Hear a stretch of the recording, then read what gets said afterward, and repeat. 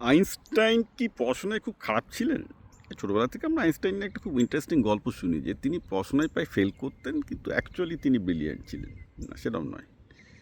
Einstein 1897-এ actually তিনি আমাদের যেটা ইন্টারমিডিয়েট বলে, মানে হাই স্কুল পাস করেন। তো তার হাই স্কুলের মার্কশিট নিয়ে একটা ভিডিও আমি রিসেন্টলি দেখলাম, যেটা আমার এই কনটেক্সট, আমি সেই ভিডিওটাকে অ্যাকনলেজ করছি।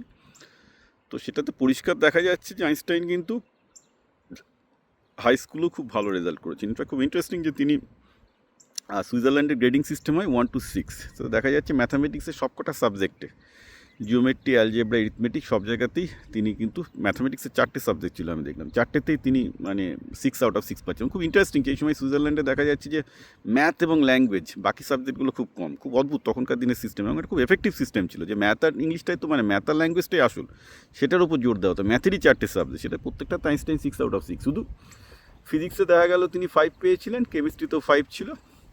ল্যাঙ্গুয়েজ অ্যাকচুয়ালি তিনি জার্মানে 5 out of 6, ইটালিয়ানেও 5 out of 6, এবং বেসিক্যালি দেখলাম ফ্রেঞ্চে একমাত্র তিনি খারাপ করেছিলেন 3 out of 6। এবার বলা আইনস্টাইনকে ফেল করানো হয়েছিল, এটা একটা রটনা।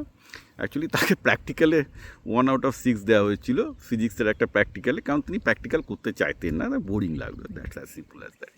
তো থিওরিটিক্যাল সাবজেক্টে তিনি কখনো বাজে করেন। এবার কতগুলো ইন্টারেস্টিং ব্যাপার নিয়ে একটু দেখা যায়। আইনস্টাইন কিন্তু চিরকাল বলেছেন যে তার পড়াশোনা ভালো লাগতো না, উইচ ইজ এ ফ্যাক্ট। তার এক্সাম দিতে ভালো লাগতো না, এবং এক্সাম সিস্টেমের তিনি একজন প্রচণ্ড ক্রিটিক ছিলেন, যে তার এক্সাম ভালো লাগতো না।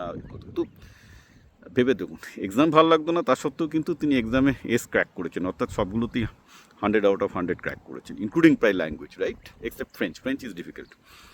তাহলে কী শিখলেন? শেখাটা হচ্ছে এই যে ভালো লাগুক আর না লাগুক, তাকে এটা করতে হয়েছিল। কেন করতে হয়েছিল? যাতে তিনি জুরিখ পলিটেকনিকে পড়তে পারেন, যেটা ছিল তখনকার সময় সবচেয়ে ভালো পলিটেকনিক, যাতে তিনি ভালো ইঞ্জিনিয়ার হতে পারেন। ওকে, অর্থাৎ তিনিও তার কেরিয়ার বুঝতেন। আইনস্টাইন চিরকালই তার কেরিয়ার খুব ভালো বুঝেছেন, এবং মানে যখন কুইনাইন গিলতে হয়, ধরুন পরীক্ষায় ভালো করতে হবে, কুইনাইন গিলতে হয়, সেটা গিলে তিনি রেজাল্টটা ঠিকই করেছেন, যাতে পলিটেকনিকে চান্স পায়। আমি কেন বলছি, যারা ছাত্ররা আছে অনেকে বুঝতে হয় কি কেন আইটিজের জন্য কেন করবো, কী করবো, এ করবো, উপায় তো কিছু নেই। এটা ইন্ডিয়ান সিস্টেম। আইটিজেইতে তোমার র্যাঙ্কের উপর বেস করে তোমার ক্যারিয়ার অনেকটা তৈরি হবে, এটা অস্বীকার করার কোনো জায়গা নেই। ভারতের সিস্টেমটাই এখন এরকম, তখনকার দিনে সুইজারল্যান্ডের সিস্টেম এরকম ছিল। অর্থাৎ আইনস্টাইন কুইনাইন বড়ি গেলার মতো করেই পড়াশোনা করেছেন, এবং রেজাল্টও ভালো করেছেন। রেজাল্ট খারাপ কিছু করেননি, একদম বেস্ট রেজাল্টই করেছেন। ওকে, আরও একটা ইন্টারেস্টিং ব্যাপার আছে যে আইনস্টাইন এত ভালো ইংলিশ জানতেন কী করে? ওনার তো ইংলিশ ছিল না। দেখা যাচ্ছে উনি ক্লাস 10 ইন্টারমিডিয়েট পর্যন্ত ইংলিশ পড়েননি। ওনার সাবজেক্ট ছিল হচ্ছে জার্মান, ফ্রেঞ্চ এবং ইটালিয়ান। এটা একটা আপনাদের শেখার ব্যাপার আছে, যে যে লোকটা 3টে ল্যাঙ্গুয়েজ শিখতে পারে, বিশেষ করে জার্মান অ্যান্ড ফ্রেঞ্চ শেখা, মানে তো ইংলিশের অনেকটা শেখাই হয়ে যায়। তো যে লোকটা কিন্তু এতগুলো ল্যাঙ্গুয়েজ শিখতে পারে, তার পক্ষে অন্য একটা ল্যাঙ্গুয়েজ শেখা কোনো ব্যাপারই না। ওকে, তো বেশি ল্যাঙ্গুয়েজ শেখা কিন্তু একটা ভালো দিকও আছে, আইনস্টাইনকে দেখেও শেখা উচিত।